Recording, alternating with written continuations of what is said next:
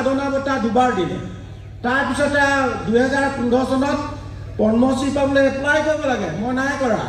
মোক মাতিনি নিজেই দিছে মোদীয়ে পিঠিত ঢকিয়াই আৰু খুব ভাল কাম কৰিছে বুলি কৈছে আৰু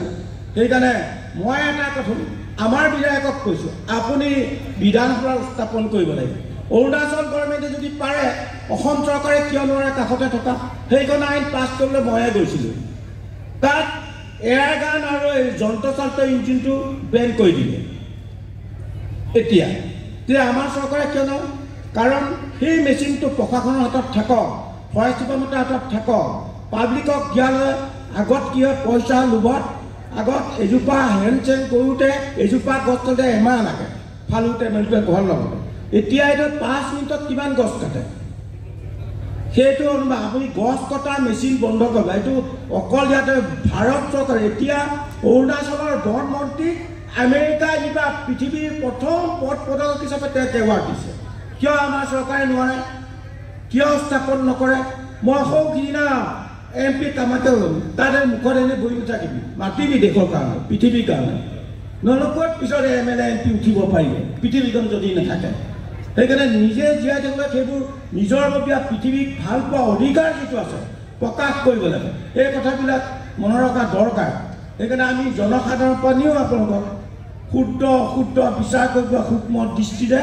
পৃথিৱীক ভাল পাবলৈ শিকক যদি পৃথিৱী নাথাকে কোনো জীয়াই থাকিব নোৱাৰে কোনো থাকিব নোৱাৰে সেইকাৰণে ভাৰতীয় সামৰিক বাহিনী কৰ্ণেলে মোক সিধা চীন আৰু ভাৰতীয় কৰ্ণেল যেতিয়া মাতি লৈ গ'ল টাৱাঙত তেতিয়া মই কৈছোঁ आप धरती नहीं रहेगा देश कैसे होगा पहले धरती बचा उसके बाद देश रुको आप किसके साथ लड़ाई करेगा धरती नहीं रहेगा तो आप लोग का स्कीम पर नहीं এতিয়া ভাৰতীয় সামৰিক বাহিনী স্কিমত সোমাই লৈছে আৰু এয়াৰপোৰ্টক 2% দিবলৈ কৈছোঁ ভাৰতে প্ৰদূষণটো বেছিকৈ সেইকাৰণে সকলোৱে কৰে সেইকাৰণে আমাৰ তাত বিশ্ব সন্মিলন পাতোঁতে বিশ্বৰ বিভিন্ন প্ৰান্তৰ প্ৰতিবাদী কৈছে आसाम में पेशाब करने के भी जमीन नहीं है मैं তেতিয়া বালি এটুকা নিহে পেচাব কৰাইছিলোঁ সব আয়ুৰ্বেদিক ঔষধেৰে ভৰা য'ত আয়ুৰ্বেদিক ঔষধ থাকিব তাতে ৱাইল্ড এনিমেল আৰু চব আৰু আপোনালোক জানে সেইকাৰণে টাইৱানৰ ৰাষ্ট্ৰপতি ভৱনটো মই পিতা কটা টাইৱান মোক মাতিনি কৈছে মই বাইদেউক সুধিলোঁ মেডাম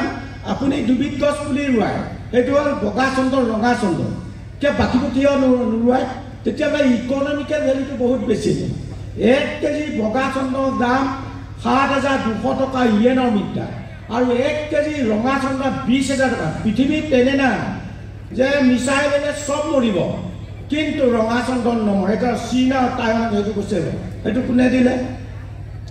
বিৰাপদাই মৰিখোপা স্পাৰ্কলিং কৰাৰ কাৰণে ভাৰতীয় সামৰিক বাহিনীয়ে তেওঁক মৃত্যুদণ্ড দিব লগা হৈছিল গুলীয়া হত্যা কৰিব লাগিছিল তেতিয়াহ'লে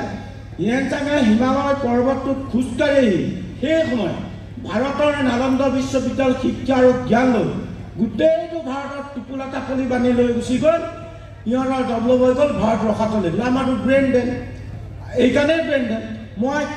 আম্বেদকাৰে য'ত চহী কৰিছিল ভাৰতীয় সংবিধানখন তাত মই দুৰাতি আছিলোঁ তেতিয়া ক'লোঁ দিনত কিয় কাৰণে ৰাতি 3:30 বজাত কৰিছোঁ সেই সময়ত গভৰ্ণৰ কোন আছিল লৰ্ড মাউণ্টবেটেন আছিল ব্ৰিটিছে জানিছিল ভাৰতীয় মানুহবোৰ বহুত টেলেণ্টেড সিহঁতক ব্ৰেইন ড্ৰেইন নকৰি সিহঁতৰ বিপৰ্যয় সেইকাৰণে ইজৰাইলৰ পৰা এটুকুৰা কানাডাৰ পৰা এটুকুৰা চুৰ কৰি আনি বিশ্বৰ আটাইতকৈ গণতান্ত্ৰিক দেশৰ সংবিধানখন ডাঙৰ বুলি ঘোষণা কৰি ভাৰতক স্বাধীন দিলে আপোনাৰ ডিঙিটো যদি কাটি দিয়ে সাক্ষী প্ৰমাণলৈ কটাটো বাচি যায় আৰু মৰাটো মৰি থাকে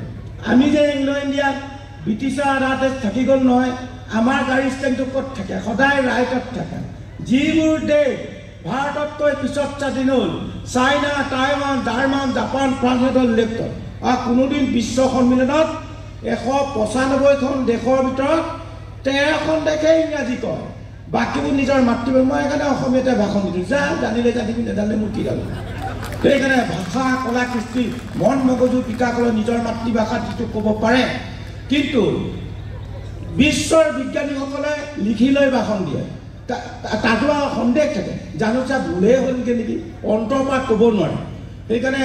তেতিয়া টাইৱানৰ ৰাষ্ট্ৰপতিগৰাকীয়ে কৈছিল মংগোলীয় গোষ্ঠীৰ মানুহে পৃথিৱীৰ কথা চিন্তা কৰিব পাৰে আনে হেনো নোৱাৰে সেইকাৰণে মংগোলীয় কাণ্ট্ৰি দেশ যিমান আছে মোক খুব ভাল পায় আশা ৰাখিছোঁ আপোনালোক আমাৰ অসমখন যদি চিৰসেউজীয়া কৰি ৰাখিবলৈ হয়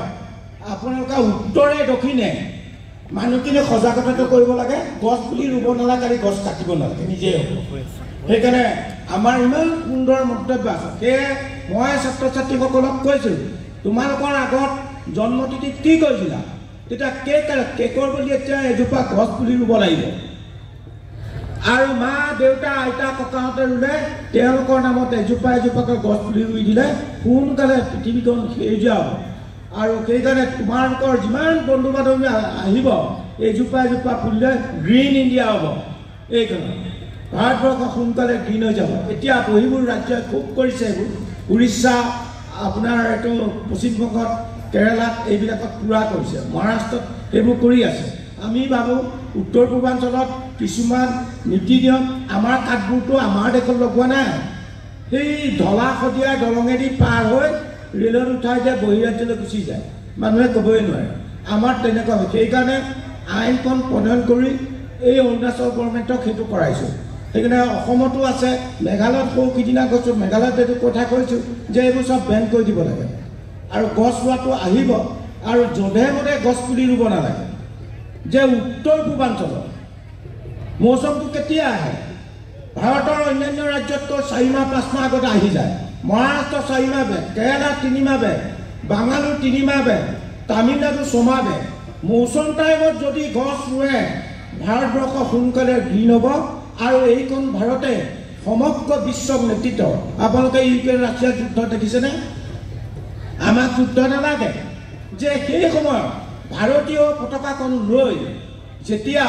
ভাৰতৰ 20,000 ছাত্ৰ ছাত্ৰীকে অনা না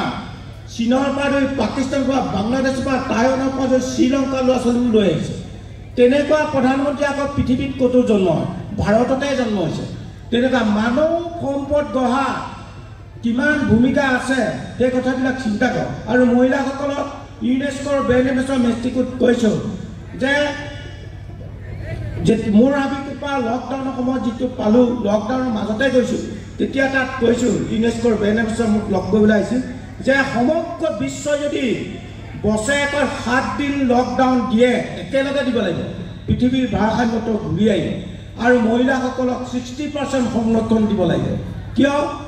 মানৱ সম্পদ গঢ়া মহিলাসকলৰ যিমান ভূমিকা আছে সেইটো আনৰ নাথাকে পুৰুষৰ নাথাকে কিয়নো মোৰে ঘৰৰ ল'ৰা ছোৱালী 3টা নহয় মাকে 3 চাট মাৰিলে মা মোক ভাত দে বুলি কয় মই এচাট মাৰিলে ঘৰৰ পৰা ওলাই যায় তেওঁ মানৱ সম্পদটো কোনে কৰিব মাকে পাৰিব জন্মৰ পৰা পায় যেতিয়া সেইকাৰণে এইটো ভাৰতত পথ প্ৰদৰ্শক হিচাপে কেন্দ্ৰীয় চৰকাৰে মহিলাসকলক 33% সংৰক্ষণ দিছে সেইটো গৌৰৱ পৃথিৱীত কোনেও কৰা নাই সেইকাৰণে মই আশা ৰাখিছোঁ নেক্সট বাৰত আকৌ কম 50% কৰক 60টো বাদ দিয়ক 50% কৰিলে চাগে খুব সম্ভৱ এনেকুৱা এটা হৈ গৈছে যে মহিলাসকলৰ শিক্ষিত হাৰটো কমি গৈছে সেইকাৰণে 33% দিছে বৰ্তমান আশা ৰাখিছোঁ সোনকালে ভাৰতবৰ্ষ এই গ্ৰীণ ইণ্ডিয়াটো কৰাটো মোৰ যোগ্য আৰু অসমক শদিয়াৰ পৰা ধুবুৰীলৈ আমাৰতো মাটি বাৰী নাই আমাৰ মহাবাহু ব্ৰহ্মপুত্ৰৰ বুকত 4 ভাগৰ 3 অংশ মাটি আছে সেইখিনি গ্ৰীণ কৰিলেহে আমি জীয়াই থাকিব পাৰিছোঁ মোৰ হাবিৰ পৰা 60 কিলোমিটাৰ কাজিৰঙা 120 কিলোমিটাৰ ডিব্ৰু চৈখোৱা এইকাৰণে ঘৰৰ কৰ্দীটো 60 কিলোমিটাৰ ডিব্ৰুগড়লৈকে থাকিব সেইকাৰণে আমি ইয়াত বগীবিলত যিটো প্লেনিং কৰিছে MSC TMPK সকলোৱে গোট খাই কৰিছে তেওঁলোকে সোনকালে গ্ৰীণ কৰক তাত 1000 হেক্টৰ দিচাংমুখত প্ৰশাসনকো 400 হেক্টৰ NGOবিলাকক লগাইছোঁ মোৰ তাতো বিভিন্ন ধৰণৰ NGOক ফাণ্ডবোৰ আহিছে এতিয়া সোনকালে কাজিৰঙা গ্ৰীণ কৰি আকৌ ডিব্ৰু চৈখোৱালৈ আহিব লাগিব সেইকাৰণে আমাৰ কামটো চৰ চাপৰিবোৰ গ্ৰীণ কৰিব লাগিব তাৰ মানুহে বেছি হ'ব মাটি কমি যাব সেইকাৰণে অক্সিজেনৰ অভাৱত আমি মৰি যাম সেইকাৰণে আমি চৰ চাপৰি গ্ৰীণ কৰাটো আমাৰ কৰ্তব্য বুলি ভাবোঁ আৰু পৰ্যটকৰ বিকাশৰ অধীনে দেশৰ উন্নতি সাধন নহয় অসমলৈ পৰ্যটক আহিলে আয়ু ৰেখাটো বাঢ়ি যায়